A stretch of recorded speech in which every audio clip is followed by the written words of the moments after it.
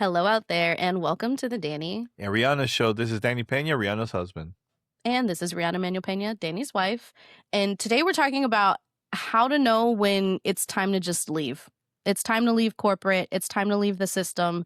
It ain't working no more. So you got to change things up. Right, Danny?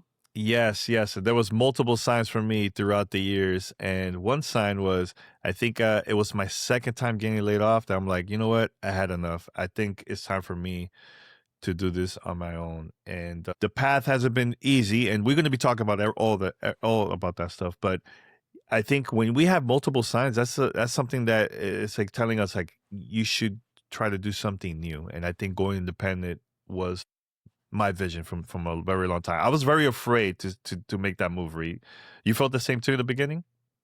Yes and no. I mean, this is something that maybe is a little bit of a departure from the content we've been doing recently, talking about our move to Dominican Republic. But really, this is where it all started, us wanting to change our lives and change the way we are living our lives specifically. I know for me, I've been grown up and trained and taught that like you go to school, you get an internship, you start working, and you climb your way up a ladder. Maybe you switch paths, switch companies, switch careers even, but you keep climbing a ladder, and that's the path to success. And it was for a lot of people.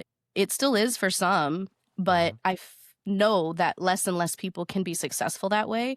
I'm one of the people who maybe I could keep grinding through that machine, mhm, but it's not what I want, and it's not giving me the life that I want anymore. And our dreams have changed, right? And we've talked about that. And this has been something that's developed, like you said, for many years. Like there have been many signs over the years, and it all starts to accumulate to a point where I can't be a part of this same system and be happy anymore. And I mean, we can get into all the specifics about it, but that's the mhm. thesis, really. Yeah, and I know we both used to work at G4. That was like an older job. That was the last time that I used to work at a corporate job, Yeah. and that was also my third time getting laid off. Third time, My and first time. yeah, it's hard because sometimes I remember the first time I got laid off working at a corporate job. I felt like it was my fault. I felt like, Oh, man, did I did I wasn't working like others, working harder like others or something. Like I was just coming up with like different excuses in my head. But at the same time, I was still doing content creation, still doing gamer tag radio on the side, doing a couple other side gigs, but it wasn't full time like what we're doing now. But I was yeah. just afraid to make that move. I was afraid like, what if it doesn't work out? What if I'm gonna be a failure? Like I was again thinking of all kinds of stuff. But I think talking to people that also started doing their own thing for like the past couple of years, just getting inspired from different people from all industries, not just one industry, right? It For sure. helps you to think about to start making a move. And also what we've been doing in the beginning too was just doing research and Mm. calculating when is the right time for us to do it. And look, I'm not saying that everybody's going to do the same exact thing because everybody's going to have a different path and different ways to get there. But I think making that first step really motivated us to keep it moving, keep it forward with building our business, talking to like the right people and everything. And I'm happy that we made that decision because it helped me mentally to work on other things that I'm really excited to do, right? Also, spending more time with our family. And now with us going to Punta Cana in the future, I think that's also something that's going to help us a lot more where we could work over there. Because I feel like now with the internet nowadays, you could work anywhere remotely. You could work anywhere, and it's a lot easier now. And I think 2020 was like the year where we realized we could do this anywhere. That was like a big step for us to do this with building DNR media consultant. Yeah, and to kind of go back through the journey a little bit more, Uh-huh. for me, like I said, there have been many signs along the way, and getting laid off for the first time at G4 was a big one. Like you said, I went through a lot of those same emotions that you mentioned, like Hmm. feeling like it's on me, feeling like I didn't hold up my job responsibilities, which is false, feeling like it's a personal referendum, which is also false. For clarity, both when Daniel got laid off at G4 and prior to that, when I got laid off, they laid off with me all the directors at the same time. So it was very clearly not personal. And then eventually, when Danny got laid off, is when the company shut down. So not Mhm. our fault at all, not At on all. us. And not on anybody who, was doing amazing work over there. And shout out to those folks. We still work with some of them now, and they're amazing, very talented people. And it's almost always the case, right, with layoffs. And just to take a step back and talk a little bit more about what's happening in gaming, but also just in many industries in the States, at least right now, Mhm. there is this unreal expectation that the line of profit margins is always going to go up for publicly traded companies, and that investors and stakeholders will always see a return no matter what at all times. And there are many companies, which we know, who have been taking extreme measures to ensure that that's what happens, to the tune of firing tens of thousands of people across the last several years each year to look profitable on paper for shareholders and for investors. And none of that communicates a successful company. Like, none of that communicates that your products are doing better and better, or that your customers are more and more satisfied with you, or that you're innovating and creating newer, better ideas or things for people to use. None of that is the case. And it's really, really frustrating to be caught up in that machine, in that grind, when they're literally just cutting off personnel to remain profitable. In other places of the world, that's not even legal. Like, that's something that companies cannot do.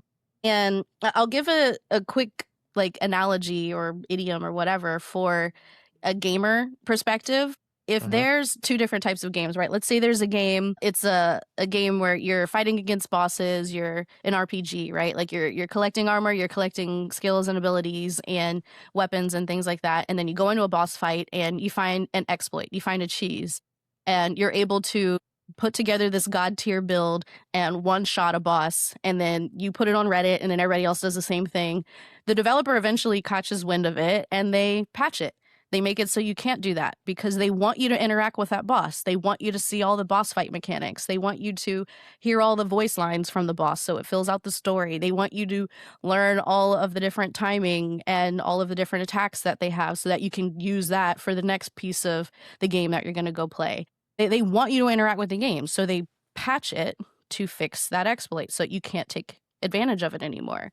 Mhm. A different example is in a PvP game. If you're running into a room and you get sniped, and then you run into that same room, you get sniped from somewhere else because they can clearly see you, and you run into the room a third time, you get clapped from yet another angle because there's so many viewpoints into this one room and no way to fight your way out. Well, in a lot of PvP games, the developers know they found it during playtesting before they even released the game, and they left it in because, let's say it together, camping is a legitimate strategy, and they don't mind that you found that exploit. That doesn't change their success. You're still playing their game. Mhm. I'm going to repeat that. You are still playing their game the way they want you to. And in a system where there is a clear exploit that some can take advantage of and others get shortchanged by, if it isn't patched, it's not a mistake. It is intentional. It is by design, and the people who built the system are okay with it. And when you take that example and place it on corporate culture right now, and the way people are getting laid off in droves in order for companies to remain profitable on books, it feels bad. Some people are winning, and everyone's still playing the game. And so it's not getting patched. There are no laws coming to save us. And you and I have finally decided, like, we're not going to play the game anymore. And I know there are a lot of folks out there who don't have a choice. They have to keep running into the room and hope that they Mhm. can get an angle on the sniper, or maybe they'll find their own exploit to get around it. And all of that is personal choice. However, for us, we just can't keep running into that same room and getting got. Like, we have to make a better path for our family and for our future. And as far as our kid goes, I don't know what her future would look like if we were to send her into that room, many years down the line when the system is yet again still in place. So Mhm. I'll pop out of analogy world for people who maybe are a little bit less familiar with gaming, but it doesn't feel good when you keep fighting the same fight and maybe you bring different weapons and you try different strategies and you've taken some courses and you've switched careers and industries or changed different companies and you still keep hitting the same problems like placed on pips or everybody's getting labor reduction or they're moving all the jobs and consolidating because they acquired another company and now half the people got to be let go. Like we're tired of it. And none of it is our fault. None of it reflects how good we are at what we do.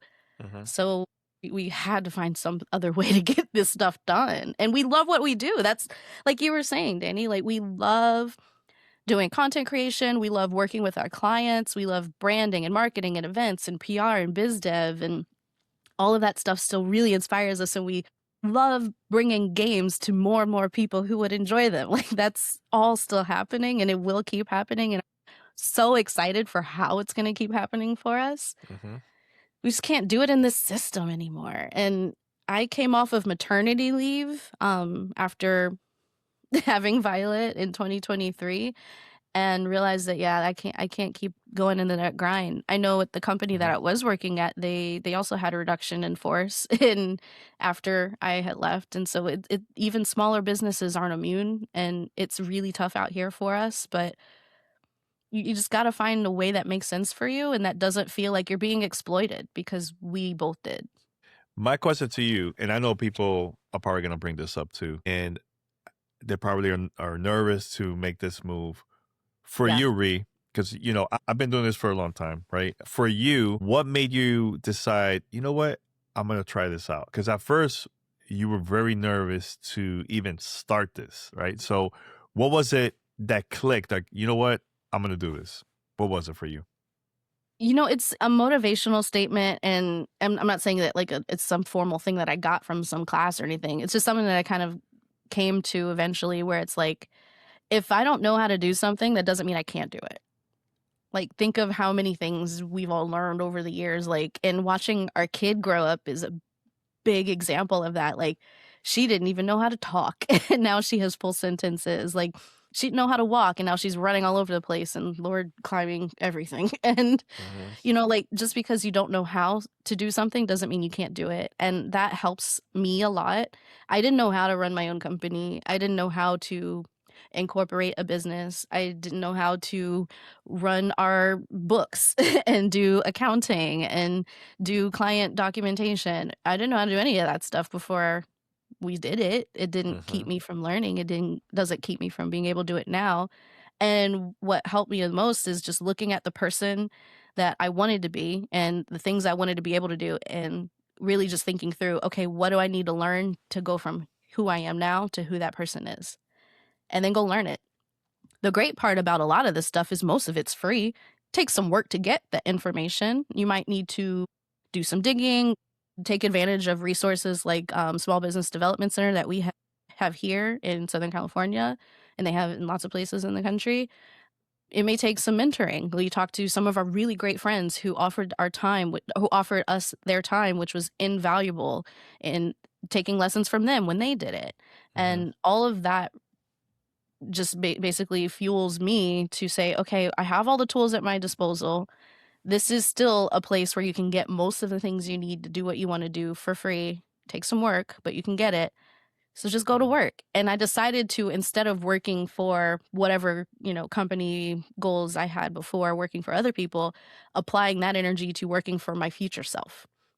And I said, future me needs what? She needs to learn how to use QuickBooks. She needs to learn how to do contracting. Like she needs to learn this, and this. And then I just went and taught myself and asked for help when I needed it, when I was out of my depth. And the help was there. And we got a lawyer, we got an accountant, like we got all the things that we needed that I couldn't learn myself to support this business. And now I know how to do it and I can do it again. And then when I can do it again to the point where I know it really well, I can teach other people. And that's the magic, right? The person I want to become helps other people break out of the system too. And that's really been what's pushed me the most Yep. A lot of people don't know this, but we've been to Punta Cana 3 times. 2 of those in the last year. in the last year. I believe 2 of those, I can't remember if we did that in July, I can't quite remember, but I know in February of last year and also recently, just last month in December, we worked briefly from Punta Cana because some stuff just happened like super last minute. We're like, we have to do it, you know. So Yeah. because of the business, and I'm glad that we did that because it was just like like practicing how it is working outside of the country, your own business at a place like internationally, like Dominican Republic, Punta Cana. It really motivated me to fast forward the process where everything is happening now and to make the move Yeah. in Punta Cana and start working from there, you know, because it is possible. And seeing that little small sneak peek really got me excited for the future. Now, my other question, because I'm just bringing up questions I know people are probably going to bring up. Yeah, for sure. What was it for you that you felt, okay, this is my first time doing this, and you worked on that project and you felt like, okay, it all makes sense. I could do this. I could do this full time now. Now that I tried out for a while, was there something that you started working during the time that we launched the business, or something even before you like that was like a spark? Like, okay, this is something that's really cool, and I can see me doing this a lot more in the future with my own company. Was there something like that too? I mean, we had already kind of been doing it. And that's what made it an easier transition for us specifically. Like a Hmm. lot of people, if they decide to take this leap, I'll call it a leap. It's an assisted jump, but a leap, and go on their own and do freelance or consulting or independent or whatever that looks like for them. If they go into a totally different business, like let's say you work at Goldman Sachs and then you decide to do woodworking full time, that's a very big jump, right? You and I jumped from doing branding, marketing, and PR to doing branding and marketing and PR. Like it was a very little jump, maybe a puddle hop for you and me. Hmm. So the first assignment that I took as DNR media consulting felt really empowering because, our name was on the contracts. I'm the one signing the SOW. It felt really, really good. And that definitely kind of solidified that, like, yes, this makes sense because I've done all of this before. I'm just doing it in a different system. I'm doing it in a different structure, one that allows me to say yes to some people and no to other things, to make the hours that I want for what our family needs and what kind of time I want to spend with you and with our kid. It lets us work from anywhere because it doesn't rely on being in an office. It lets us take trips with the people that we love and for business and for all kinds of stuff. And none of that stops the work. And I don't need to ask for permission to work the way that I know I need to work. I can work the hours that makes the most sense for my brain and how it functions. I can work with you on anything that we're feeling like we need to address on the company side. And I trust you. I know you. I like working with you. I can negotiate with you. We don't have any friction. We have the same goals. All of that part of running the business is just so easy because of how we did it and the fact that we're doing the same stuff, just with a different person on the check, and the person on the check is us, which is pretty cool. Yeah, you know, I'll tell you, and there's multiple projects we worked on, but there was two actually that I felt like, wow, we did this us ourselves. Was And working I'm on being the vague because of NDAs, just to be clear. yeah, yeah, but no, but the ones that is already announced, we could talk briefly talk about that. Mhm. Working on Mhm. the script for NBA Bounce, that our Yeah, name and our logo of our company is there. I was like, that was in the us. We did credits. that. We Yeah. did that, and we spent late hours working on that, but it worked out, right? And also While traveling too. while traveling, and also, which I'm very very proud, is seeing the teaser trailer of Wu Tang Rise of the Deceiver at Summer Yes. Game Fest, and also at the concert tour nationwide. We both worked on that, and our team worked on it, you know, together, and also media, PR, media outreach, and all that stuff like that. That was something that I was like, man, I know we could do this, but let's see how far we could go. And we did Yeah. it, you know, we did it. That you know how many people came up to me and probably up to you telling us like, wow, congratulations, that's really cool. And they know us from the content creation side, but they've never seen this from the independent side of like branding and marketing, you know? So it was Yeah. something that I'm really, really proud of. And I can't wait to see more of that in the future with our company, you know? So, Yeah, I tend to downplay my involvement with that, and mostly because, Danny, what you did is a lot more visible and public, and I uh, need to do a better job of celebrating my contribution to that team, who was brilliant and amazingly talented, and helping to uh, come up with storyboard and helping to get all of the assets coordinated and figured out for the not only the tour, but also the publications and all of the different places that showed up in the marketing, getting the uh, website together with wonderful vendor that we worked with. Like, I did a lot behind the scenes, but honestly, one of the things about that announcement in particular and that press tour that really, really impressed me is when you got kudos from CAA and they said, "Wow, Danny, like, and Rihanna, like, the way you guys just handled that, like, you went from Rolling Stone to Variety to Washington Post, and you just got, like, the Game EW. Squad and all that stuff just, like, seamlessly, like, moving our founders from appointment to appointment and making sure the messaging and the talking points were clear, and, like, that is such a great combination of you and me that I Mhm. just feel really proud of the synergy that we have when we work together." Yeah, yeah. Let me tell you, seeing, Rolling Stone interview, which here's the thing. At the end of the day, for me, it's all about relationships. It's all about networking and building that trust that people will sit down with you and give you the opportunity, like, hey, let's work something. So I feel like seeing the interview that we managed to book for the Rolling Stone, seeing the article, Entertainment Weekly, like things like that, like how it went around, Vibe magazine, as a Game Informer, IGN, ABC. GameSpot, BBC, like that was something that I really busted my butt, like really worked really hard behind the scenes to get that for months, just building that relationship, telling people like, hey, I can't wait to work with you guys. And we managed to do it at the right time and it worked out. I Yeah. think there's a lot of things that I would like to also do in the future for other projects just to see how far we could go with this. But I can see the potential. And even if it's here, if we're here in Los Angeles or in Dominican Republic, we could still do this, you Yeah, know? So, and, what's really cool and we've talked about this a little bit here and there, but mhm, another indicator for me that it's time to just get out and do your own thing is that we had so many ideas for more that we couldn't do when we're working for other people. Like they're just there's no way. If we're spending 40 hours a week answering to somebody else's goals, we can't hit our own. mhm, And our goals are big and they affect a lot other people than just us. And we have really ambitious imagination for what the future can hold for us and the people that we love and wanna support. mhm, There's no way to do it clocking in and out like for other folks. Like, we have to do it on our own because nobody else sees our dream the way we do. And if there's anybody out there listening who feels that same way, it is not easy to just jump ship. We get it. And sometimes you get forced to jump ship, and even that isn't easy. mhm, But if you make a plan, have a vision. Visions can change. It doesn't need to be the same one. If it's not working, adjust it. Adjust on mhm, the fly. That's fine. Have a plan, figure out your resources. If you get a safety net, that's great. If you don't, figure out what your debt structure looks like because that's real. That's some real stuff out there. And try. Like, even if you try on the side, try. Try it. See how it feels. If it fuels you, great. If it feels like too much work, maybe it is. Like, it's not fun to go through all of our debits and credits and figuring out profit and loss and balance sheets. Like, I don't enjoy that work. It's not mhm, my dream, but I have to do that to make our dream possible.